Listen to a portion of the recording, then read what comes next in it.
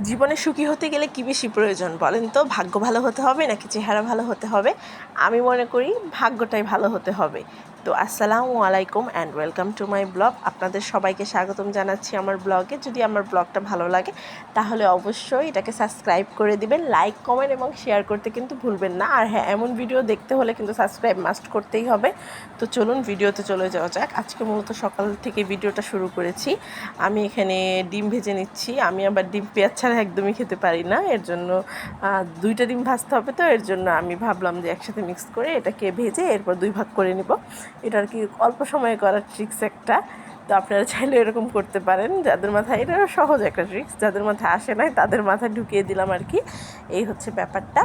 তো মূলত আমরা আজকে একটু সমাজের ব্যাপারে কথা বলতেছিলাম। ভিডিওর শুরুতেই আমি বলেছি যে আমরা মূলত যেসব মেয়েরা ছোট্টবেলাতে বা সুন্দর হলে আমরা ভেবে নিই যে হচ্ছে গিয়া তার ভাগ্য তো ভালো, ভালো স্বামী, ভালো পরিবার, সুন্দর স্বামী এগুলো পাবে। আসলেই কি তাই?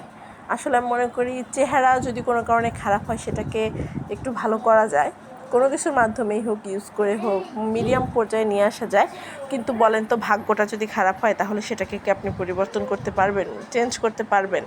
কিছুই করতে পারবেন না। এর জন্য মূলত মানুষের, আমি মনে করি যে ভাগ্যটাই ভালো হওয়া খুব জরুরি। সবার ভাগ্যটাই ভালো হোক, চেহারা ভালো হোক সেটা নিয়ে কোনো ফ্যাক্ট নাই, ভাগ্যটাও ভালো হোক। তো এগুলো করতে করতে আমার দুপুরে রান্নাবান্না শেষ হয়ে গিয়েছে। আজকে চাপা মাছের ভর্তা করেছিলাম, তারপরে হচ্ছে গিয়া একটু ইলিশ মাছের তরকারি রান্না করেছিলাম, ইলিশ মাছের তরকারি, ভাত রান্না করেছিলাম। তারপরে হচ্ছে এই টুকটাক রান্না করে আমি আবার সকাল 10টা-11টার মধ্যে সব রান্নাবান্না ফিনিশ করে ফেলি। এরপরে আমি হচ্ছে ফ্রেঞ্চ ফ্রাই ভাজতে গিয়েছিলাম। ফ্রেঞ্চ ফ্রাইগুলো নিয়ে আমি ছাদে চলে গিয়েছিলাম। ভাবছিলাম পাখি দেখে আর একটু খাই। আসলে নিজেকে একটু সময় দেওয়া উচিত, তাই না? আমিও চাচ্ছি যে আমার ভাগ্যটাও একটু একটু ঘোরাঘুরির মধ্যে যাক। তো সবাইকে ধন্যবাদ। ভিডিওটা ভালো লাগলে অবশ্যই সাবস্ক্রাইব করে দেবেন।